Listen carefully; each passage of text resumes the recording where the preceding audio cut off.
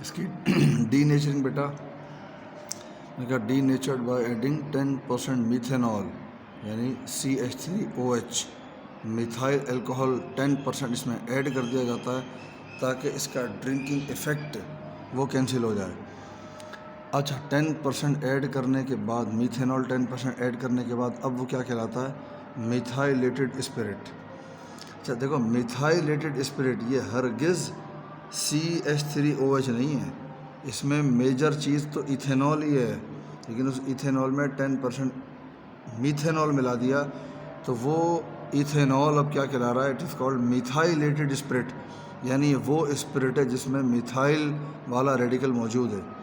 A small quantity of पायरिडाइन और acetone में also भी एडिड। पायरिडाइन भी कहते हैं, पायरिडीन भी कहते हैं। पायरिडीन, एसीटोन, इन दोनों की भी कुछ मिकदार इसमें ऐड की जा सकती है इथेनॉल को डी नेचर करने के लिए। Methylated spirit is called commercial ethyl alcohol. ये मिथाइलेटेड स्पिरिट है जिसमें CH3OH मिलाया गया है इथेनॉल में, यही मिक्सचर क्या कहलाता है? कमर्शियली इथाइल अल्कोहल कहलाता है। Use for varnishes and tincture, ये देखें स्पिरिट वगैरह होते हैं ज़ख्मों को साफ़ करने के लिए, तो वो सारे टिंक्चर्स, उनमें भी ये इस्तेमाल होता है। कई किस्म की वार्निशेस, यूजेस में अलग से बताऊंगा, इसके और भी हैं। वार्निशेस यानी पॉलिशेस में भी यूज़ होता है। बाकी याद दिलाने के लिए थोड़ा सा ये देख लें बेटा, पायरिडीन क्या है? C5H5N, यानी एक heterocyclic organic compound, highly flammable होता है, अनप्लेजेंट फिश लाइक स्मेल। याद हो, देखो जिस तरह की बेंजीन रिंग होती है ना, वहाँ पे तो क्या C6H6, C5 यानी एक बनेगा हेक्सागोन, आप बना लोगे एक इस तरह का हेक्सागोन ही बनेगा, लेकिन उस हेक्सागोन में एक जगह होगा नाइट्रोजन, बाकी 5 होंगे कार्बन, और हर कार्बन से एक एक जुड़ा हुआ होगा, एक जुड़ा होगा हाइड्रोजन। तो 5 हाइड्रोजन है, नाइट्रोजन के साथ यहाँ पे कोई हाइड्रोजन नहीं हो सकता, क्योंकि बेंजीन रिंग की तरह नाइट्रोजन की एक कार्बन से डबल बॉन्ड बना हुआ है, एक के साथ सिंगल बॉन्ड।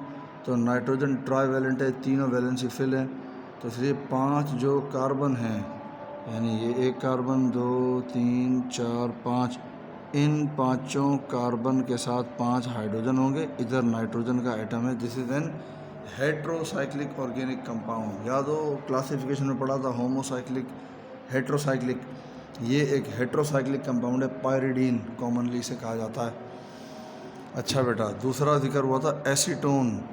तो एसीटोन ओन बता रहा है कि कीटोन ग्रुप है, और एसिड का वर्ड बता रहा है कि फंक्शनल ग्रुप के अलावा 2 कार्बन होंगे, यानी एसिड।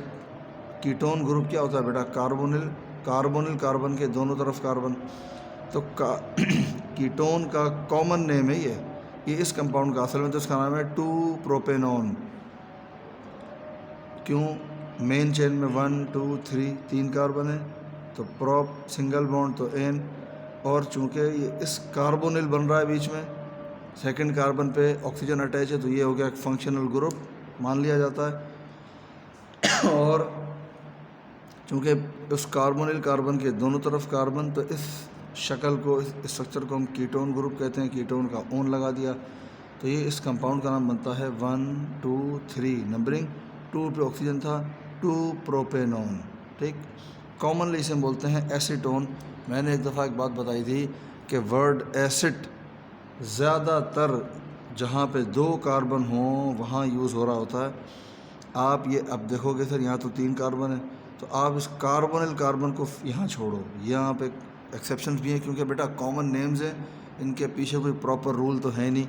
यानी कार्बोनिल कार्बन ये तो टुकड़ा, इसको तो मान लिया फंक्शनल ग्रुप। कार्बोनिल को तो C डबल बॉन्ड O, इसको तो मान लिया हमने कार्बोनिल, ये तो एक अलग ही हैसियत रखता है।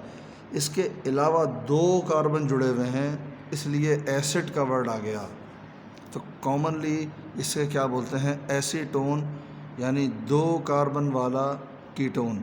2 कार्बन वाला वो जब कार्बोनिल कार्बन के दोनों तरफ 2 कार्बन, तो कार्बोनिल कार्बन भी ऐड कर लो तो टोटल तो कितने हो गए? 3 कार्बन। ये कहलाता है एक सिंपलेस्ट कीटोन ग्रुप में सबसे सिंपलेस्ट यही है, क्योंकि कार्बन के दोनों तरफ कार्बन कम से कम भी एक एक तो आएगा। तो ये तो हुई सादा तरीन शक्ल।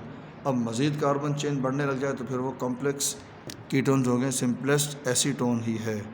ये थी बेटा इथेनॉल की प्रिपरेशन। आगे अब ज़रा इथेनॉल की कुछ प्रॉपर्टीज़ भी देखेंगे, इसके कुछ यूजेस मैं आपको अलग से बताता हूँ। अल्लाह हाफ़िज़।